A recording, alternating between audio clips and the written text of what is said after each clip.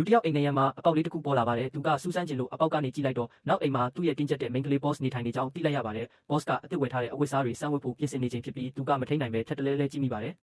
အရေးကြီးဆုံးချိန်မှာပဲအိမ်တစ်လုံးလုံးလျှက်စစ်မိပြတ်သွားပါတယ်သူကစိတ်ဆိုးပြီးအော်လိုက်တာကြောင့် boss ကသတိထားမိသွားပါတယ် boss ကနေရံဘက်ကိုတဖြည်းဖြည်းလာနီးကပ်လာချိန်မှာအိမ်ခန်းမန်နေဂျာလာတကားခောက်ပြီးမီးလိုင်းကိုစစ်ဆေးပေးပါတယ်မကြခင်မီးပြန်လာမယ်လို့ပြောပြီးနောက်သူကအဲ့ဒီလူရဲ့အိမ်တကားကိုလည်းထပ်ခောက်ပါတယ်လူကကြောက်လန့်ပြီးတကားမဖွင့်ရဲခဲ့ပါဘူး boss တီသွားမှစိုးရင်လို့ပါနောက်တနေ့အလုပ်ရုံးမှာ boss ကသူ့ကိုခေါ်ပြီးပြင်းပြင်းထန်ထန်စူပူပါတယ်လူကမနေ့ညကအဖြစ်ပြက်ဖော်ထုတ်ခံလိုက်ရပြီလို့ထင်ခဲ့ပေမဲ့အမှန်တကယ်တော့သူတာဝန်ယူထားတဲ့ project နောက်ကျနေတဲ့အတွက်စူခဲ့တာပါကောင်းကောင်းမလုပ်နိုင်ရင်အလုပ်ပြုတ်မယ်လို့ပါတတိပေးခဲ့ပါတယ်အိမ်ပြန်ရောက်ပြီးနောက်သူကပုံမိုးစိတ်ဆိုးလာပြီး boss ကိုဖိအားပေးနိုင်မဲ့အရာတစ်ခုရှာဖို့ဆုံးဖြတ်လိုက်ပါတယ်ထပ်ပြီးနိုင်ရန်အပေါက်ကနေကြည့်ရမှာတော့ boss ကကုမ္ပဏီဥက္ကဋ္ဌနဲ့လျှို့ဝှက်ဆက်ဆံရေးရှိနေကြောင်းသိလိုက်ရပါတယ်ကုမ္ပဏီမှာအလုပ်သမားချင်းချင်းချေးဆက်ဆံမှုမခွင့်ပြုထားတဲ့ဖြင့်သူကအဲ့ဒီအရာအလုံးကိုဖုန်းနဲ့မှတ်တမ်းတင်လိုက်ပါတယ်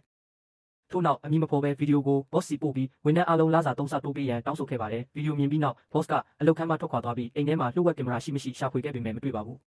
နောက်တနေ့ရုံးမှာဝန်ထမ်းအားလုံးကိုအစည်းအဝေးခေါ်ပြီးလူကသူမစုံစမ်းစစ်ဆေးမယ်ထင်ခဲ့ပေမဲ့မထင်မှတ်ပဲလာစာအားလုံးကိုတကယ်တိုးပေးလိုက်ပါတယ်လူကဂုံယူပြီးပုံမအလွန်ကျုံဖြစ်သွားကအစည်းအဝေးအတွင်းထပ်မံတောင်းဆိုချက်တစ်ခုပြုလုပ်လိုက်ပါတယ်အဲ့ဒီအချိန်မှာ boss ကဗီဒီယိုပို့သူဟာသူဆိုတာသိလိုက်ပေမဲ့ချက်ချင်းမဖော်ထုတ်ခဲ့ပါဘူး